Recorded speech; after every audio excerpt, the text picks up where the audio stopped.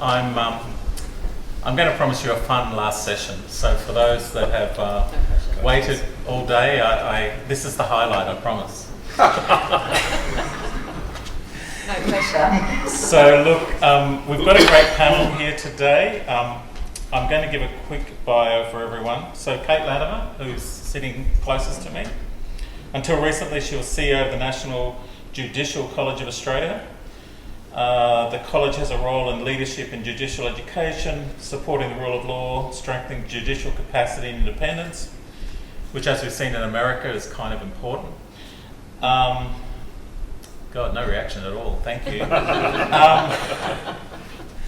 And prior to that, she was CEO of Crown Lana for 9 years, a not-for-profit that was focused on delivering ethics and philosophy courses to Australian business leaders, government and community sector. Early in her career, she was a journalist and filmmaker and did documentaries that have been broadcast in the ABC as well as BBC and shown at international film festivals. Next to Kate, we have Penelope Lane, otherwise known as Penny Lane. Penelope works in the medical space as an entrepreneur, supporting innovation, venture capital, and commercialization right across the sector, multinationals, spin-outs, social impact. She's a bit of a star, really. And she's also founded and led Blue Star Social Franchise Network, which is a profitable PPP healthcare model that's been scaled to 10 countries. She's scaled biomed startups, exited biomed startups, to multinational medtech. She secures investment, supports commercialization, well, not just medical startups, but also research institutes. She even had a short stint at the Victorian government, which I don't see here. She serves on advisory boards for the likes of Sheba, the Friends of Sheba Medical Centre, and for innovation and investment for Swinburne University and RMIT. She currently runs her own consultancy firm called Vert Advisory, doing all of the above, and mainly getting new drugs to market, and helping companies be commercial and raising money. And then last but not least, we have Gord Harling, who's our special guest from Canada. Gord, after finishing his studies, worked in a number of large companies, including Mitel, NovAtel, and DALSA. He's been founder and CEO of several startups, including Goal Semiconductor, Elliptic Technologies, Innotime Technologies, and since 2018, he's been CEO of CMC Microsystems, which is a not-for-profit providing software and fabrication access and technical services to over 10,000 academic researchers and students in Canada, the US and Mexico, as well as 30 small to medium-sized enterprises. CMC's focus is to enable the design and manufacture of hardware for microelectronics, photonics, mechanical sensors, quantum devices, and Internet of Things. And he's also a friend of ANFF, so we love to have Gord in town, and we hopefully look after him while he's here. So, loosely speaking, this session is about alliances and partnerships.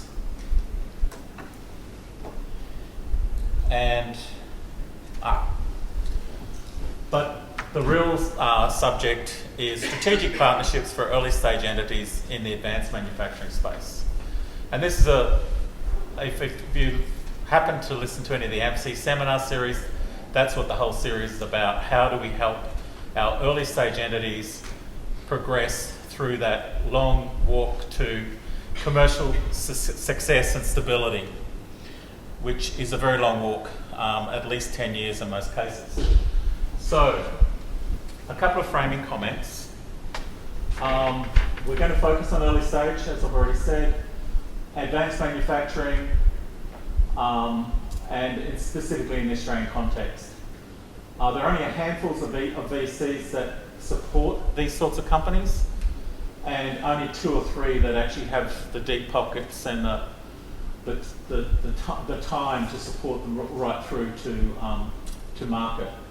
And I will stress that no one's actually done it recently in the VC space at all that we can identify.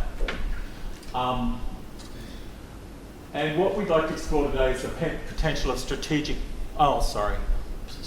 I'll go back. Sorry. Of how strategic partnerships might support this process rather than going the VC route. So that's meant to set the scene. What I'd also like to notice is there's many different types of partnerships ranging from loose partnerships like consortiums through to formal partnerships, and then I would consider alliances the next step up. It's a very close, intimate relationship, a bit like a marriage. Okay, let's get started. Enough of me. First question for the panel. What's the potential of growing an advanced manufacturing business through strategic partnership rather than VCs? Can I start with Penny on that one? Certainly. I'd say very high potential, probably higher than going with VCs, unless you've got a group of VCs that come from a background of advanced manufacturing. And that's pretty rare, particularly in Australia. My view on partnerships is that you need to look at every strategic relationship in the ecosystem that you need to get to market as a partner. So you certainly need your partners that are going to be there for your financial funding. You need to have win-win relationships with all of them, but you need to also strategically partner with everybody in the ecosystem that's going to be part of that long walk that John was talking about. So whether it's the government, whether it's the regulators, it's certainly going to be your suppliers, it's certainly going to be your end users or the group that are going to acquire you. I'm a huge fan of partnerships and looking very strategically at them, but then also negotiating hard. Yeah, so when you're entering into partnerships across your ecosystem, think about the different ways you can negotiate with all those potential partners, because each one of those negotiations will be really different, and the successful outcome of those negotiations will often make or break a deal or set you on a particular path that can or cannot be changed at a later date. So does that answer your question, or other panel members want to chip into that? Well, I'm going to let Gord have a comment. I can't beat that. Yeah, it is. It's dangerous when you dance with elephants. You got to make sure your partner isn't that much bigger than you. You have some sort of alignment of motivation. I think when you're negotiating a deal with someone, it has to be, your interests have to be aligned, and you have to know where to cut off and when to stop and walk away. Because there are certain phases when you may need a partner, and then after that they become a nuisance or a competitor, or whatever it happens to be. So it's a dangerous thing to do, but you have to work your way through it. Do your best.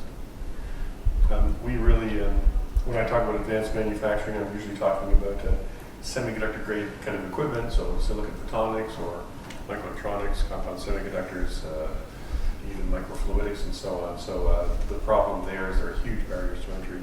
So you have to find a way into those folks.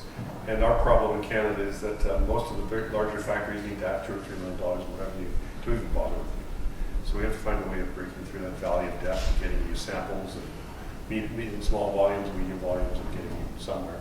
So that requires partnerships where they have a vested interest in producing your volume later, and they're willing to invest now. And I think a close relationship with government, I have spent some time in government, but particularly in Australia where we've got great links between our university sectors and our large complex resources that you're alluding to. The government are really interested in creating access for manufacturing groups like the ones in this room. So talk to your government members, talk to Global Victoria, talk to them about what your problems are, because they will look at supporting you. It may take time, it may take 6 or 7 months or sometimes 2 years for them to create a policy, but it could be a game changer for you when they do. So bring these problems to government to access these large, expensive assets that you need to do your work, and talk to the universities that often have close partnerships with them as well.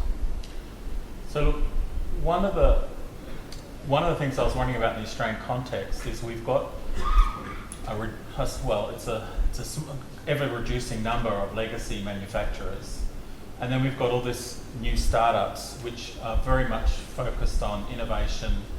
I suggest that they're born with a research culture, whereas the legacy companies have lost that. And so one of the potential selling points is you can help re-educate them on how to create a research culture in their large organisation. But they've also got the large organisations got a lot to teach because they've got a lot of experience in manufacturing, deals, distribution, all that sort of thing. So I do see some things that you can put on the table that make you attractive to a much larger player. I'm going to acquire you. They're just going to acquire you. It's way easier. So once you sign some sort of partnership agreement, the ink's dry. I think that's when the real risk sets in. So Kate, have you got any insights on what you must do to have a successful partnership, not just a successful agreement negotiation? Yeah. So I'm disappointed that there's no definition of advanced manufacturing because I don't come from that area. I come from not-for-profit area. And if you think advanced manufacturing is a hard sell, I'd like you to try and sell philosophy to senior business leaders because they're not interested. But there's some things, and my deputy used to call them the dark arts. And if we're very quiet, I'm just going to tell you some of the dark arts that I used to do. And one is after the ink has dried, that's the start of your relationship. It's not the end. And you need to nurture that relationship. And one of the things that you can do is look at the formal requirements. So they will need to report to a board, to a government, to a department. You need to be on top of when they get those reports and what you need to do. And if there's bad news in those reports, to meet with the people first so that they don't lose face. It's really critical. I don't think avoiding bad news is a good thing, but I think letting them know what's ahead of them is critical. Otherwise you won't get funding again.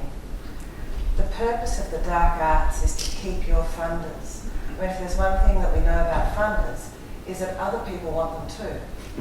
If they're giving money away, people are paid to find these people. So don't let them go. Get them rusted onto your project. There are many reasons why people invest in your project, and it could be that they want kudos in the industry. It could be that, like John said, that they've got the equipment that they need to use, and you're a passport to educating their researchers. But it could also be that they're a secret inventor or engineer who just, I mean, I'm used to dealing with multimillionaires who think that they're philosophers or legal experts. So there's a hint in there too, where you wanted to find out why they've invested in your project. And it's really simple. You talk to them and you invite them out for lunch and you invite them out for coffee and you talk about the project and you ask them, why did you invest? And from that you'll understand what you need to develop. I went on a question tour of the US because they've got a different culture for finding dollars. And this fellow who ran an immigration research institute, again, a difficult sell. He said, never go back to an investor with the same idea. Always go with something new. They get fatigued. They want to be intrigued. So my dark arts are that you develop a relationship with the person who has the checkbook, because they're going to step in and champion your project when the CFO wants to run a red line through that dollars being spent. Thank you. The next question that I would like to pose is, what are the risks that should be considered? And I'm going to throw this one to Gord. Oh, dear God.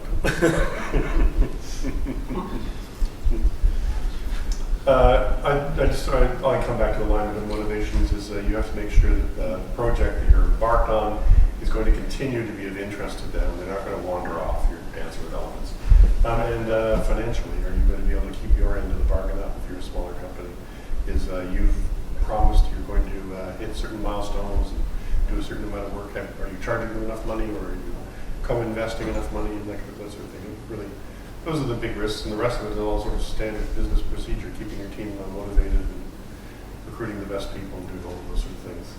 So I think just make sure the project is, you're passionate both sides with the project and you've got the funds to do it. Can I ask a question? Sure. Well, what do you do when the funding only goes part way? You laugh. Okay. You cut corners. Yeah. You find out ways to do things more cheaply. You find different suppliers. You work your way through it, or you have a frank and open discussion with your partner and say, "Can't make it for this X, Y, and Z reasons," and what can we do about that? Yeah. I've had a few of those. There's one thing that I'd add to that you're all smart business people in this room, or you've got smart business people, I hope, on your boards or your advisory boards. If you don't, you should. You think about things like supply chain, but we've got a new elephant in the room, and it's geopolitical risk. It's very real. All the bankers and investors are thinking about it, and you really need to think about it.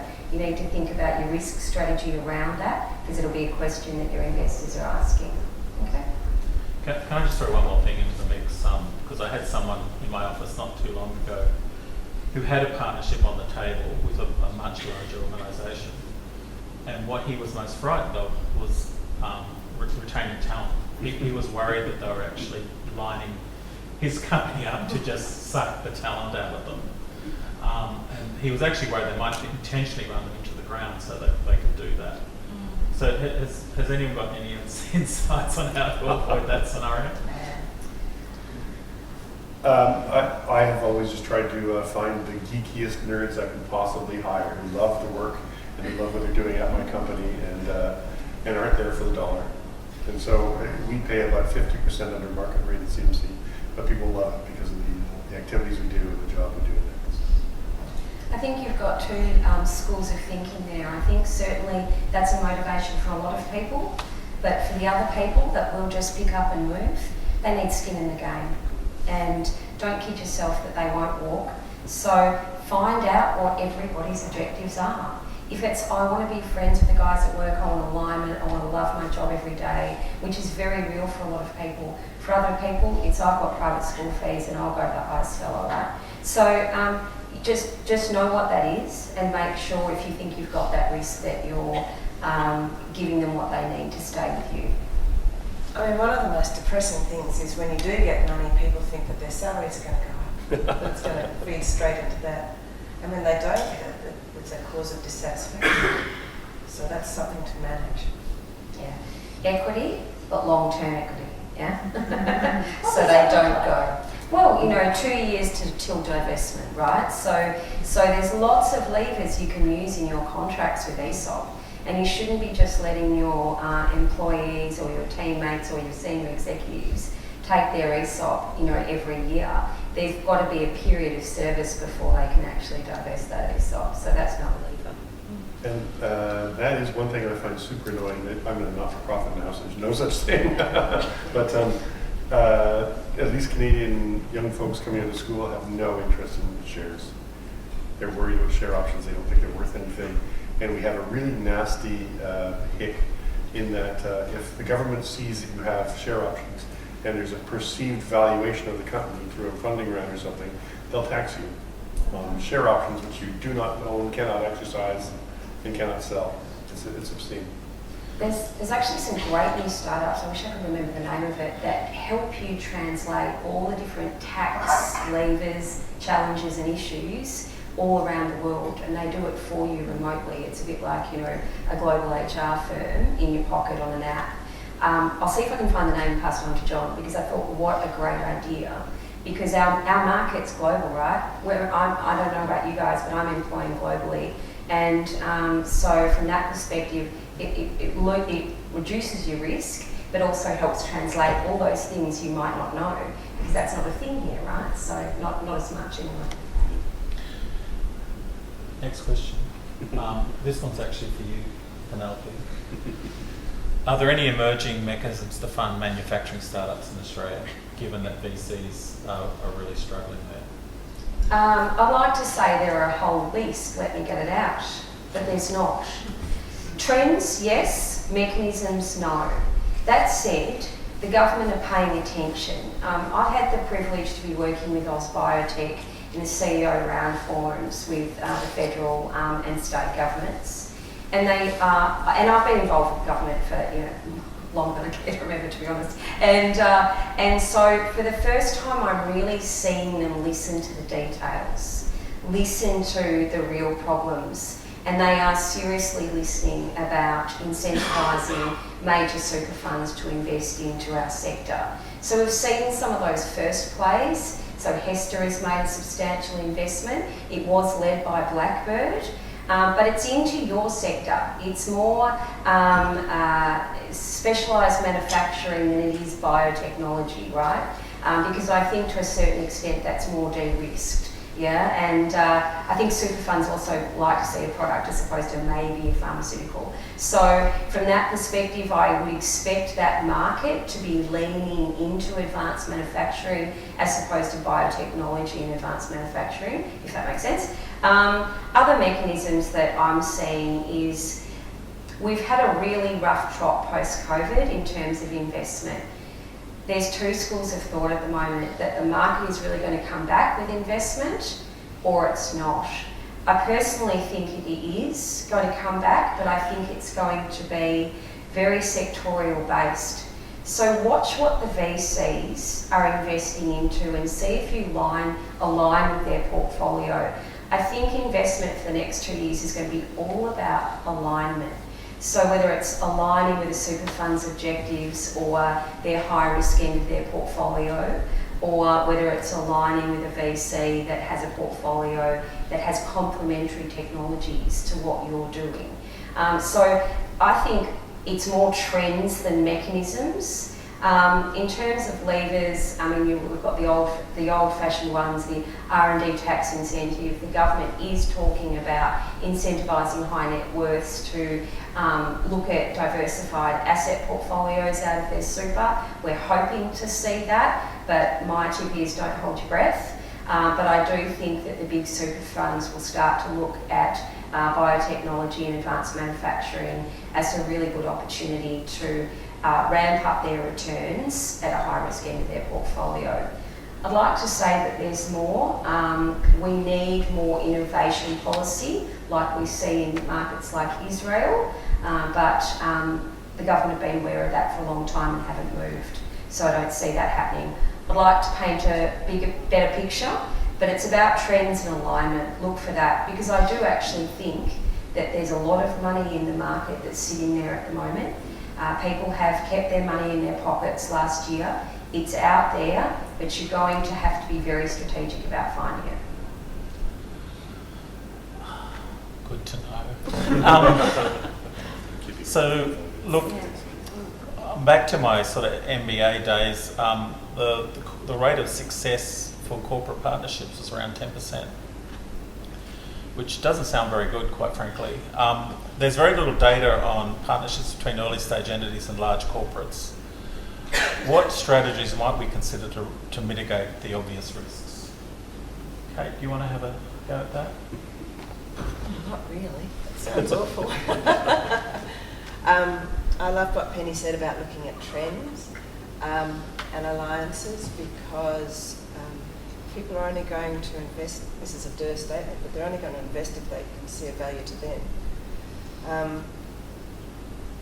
It's sad that it's only 10%. Well, I'm hoping it's a bit more with the early stage ones. What do you call success, though? What do you call Well, success? success is they don't shut up shop and start talking to each other after a year, I think. And that they stay with you after that funding process. Yeah, Not sure, John. I would like to think a successful partnership is one that grows. You know, that both parties see value and continue not only the partnership but continue to invest. So that, I think, is the opportunity. And so, you know, everything you've said about, you know, open communication, effective communication, knowing who's making decisions, avoiding, you know, making the hard calls. I think all of that's really important to grow the relationship, to grow the strength of the relationship, and for both parties to see value in it. So, Is there also an element where you need to accommodate what their agenda is too? I mean, Gord, you would have this in your businesses where the money that you're looking, the money that they are giving you, that they want certain things. Do you say, yeah, okay, or do you stay with your own project? Usually a startup throw is financially squeezed, so you take the money and run. You don't have much choice. You don't keep your staff. I went to a really interesting oration on last week, and the CEO of Boeing was there, and pretty brave, I thought, at the moment. And but they talked about how in the 1950s, 8 of the top 10 Nobel laureates were working in companies, in R&D facilities in companies. That just does not happen anymore. Our companies are investing in development, but not in research. They call it R&D, but they're investing in development. So think about pitching yourself as a research facility for their corporate innovation. Yeah? Because all the CEOs want to innovate, all the corporates want to innovate. Chances are they've all worked in corporations all their life and they don't know anything about it. But you guys do. So just think about what you bring to them as a value proposition. Whether you're partnering with a university or with a team that's got specialised skills, you're the research innovation arm of that corporation, or you could be.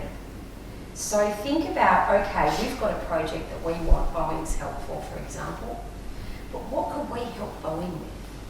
So I'll use an example that's been pretty successful in Australia. Curve Tomorrow, a group of mechatronic engineers that came out of the automotive industry when it died in Australia. They were young guns, they'd just done their internship, really bright young guys who wanted to do some good. So they came to the Australian, Victorian government at the time, and they said, we want a grant to set up shop at Murdoch Children's Research Institute in Royal Children's Hospital. And they just opened an office, and I helped, in Victorian government at the time, fund them. Really, there's hardly any funding, just 6 months. And the idea was that they built relationships with all the professors, and when the professors had an idea in surgery, they came to these guys to realise it. And guess what?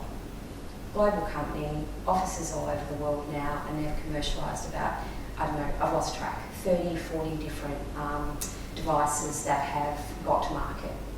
So think about that model, because I think there's a lot of traction in that model. I'll comment that I tried that when I was at Monash and got absolutely nowhere. Maybe I didn't have a big enough selling point. I think it's corporations. You've got to solve a problem for a corporation, and I appreciate Monash as a corporation, but this is a really commercial mindset as opposed to an institution. As much as I admire that, John. Do you have the problem of offices of technology transfer at the universities here? Yeah. Oh, yeah. The blighted. Yeah, the black I don't holes, see any in the room. innovation. Everything is got 8 billion customers on the ground, and everything's worth $1 billion. And Yeah. they're just they kill all the possible innovation. And look, I've worked in one. I worked in the office at Melbourne University, and the challenge there is, again, in Australia and perhaps in Canada, that we don't have the big industry to teach people about commercialisation here. I learned what I do by working in the US and then Germany, yeah, where there's big R&D facilities that churn out lots of products and devices and great tech. And so most of the people in innovation offices in Australia, I'm not sure about Canada, have come from working in unis or institutions. So they're lacking that end user focus, yeah, that commercial product focus, in my opinion. Look, in the interest of time, the last question's for Gord. Open. So Yeah, how do you navigate the capital landscape in Canada? Is it well supported? It's horrifying. There are a lot of active angel investors, and so you can get off the ground, you can get sort of going. And what we do at CMC is we try to reduce the barriers. So we have a program for people to get really cheap Cadence and Synopsys and Siemens software. They can use our processes to do multi-product wafer cost sharing on fabrication runs, so they can get to a minimum viable product. They can show it to a client. They can kind of get off the ground. So what we've been trying to do is reduce the costs so that they don't need to raise tons of money because we don't have it. But we can get angels, we can get seed rounds, but as soon as it gets to a round A and it's $30 or $40 million, in comes the U.S. And so they show up, they start buying in, and then round B, round C. And as they go on, of course, they have just a larger and larger share because there's no one in Canada to follow on. The banks are way too conservative. Most of the VCs are ultra conservative. And then what do? Well, of course, they don't care to invest in Canada. They'd rather invest in a 6-block radius around their office. And so they get one of their buddies or an entrepreneur in residence or whatever to become the CEO. So you suddenly got a Valley CEO, this Valley company, and so all of a sudden Canada's just the R&D office. And the reason we're the R&D office is because we have really well-trained engineers. They're well accepted, paid in Canadian dollars, and there's a tax credit for R&D which takes 30% back, gives you 30% back on your costs. So I wish we had that problem. yeah, but then at you least lose you've control. got a pathway. You lose control, and We then fall off the cliff very early. Yeah, and it's a pump and dump. So they quickly get ramped up in sales, ramped up in number of engineers, and then sold quickly. And these VC funds have like a 5 to 7 year lifetime. So hardware, best of luck. It takes you 2 years to build your first chip. You start showing it to companies. It takes them 2 years to evaluate it, and it's not what they want. So you have to redesign it, and then finally they get a chip they like. They have to put it into their system, and then start selling their systems. You're 10 years down the road before you possibly expect a hardware company to go anywhere. Now the beauty of it is, if you got your chip in someone's system, they can't get rid of you. You're there forever. So we track 250 university spinouts, all in hardware, and after 25 years, 50% of them are still alive and still shipping product. So That's pretty good. yeah, better than software where they're 80% of them are gone in the first 5 years because they're an app or they're a tab on Windows. Oh, they're too old. Look, I'm going to leave it there. I'd like everyone to help me thank the panel. I think we've had a great session.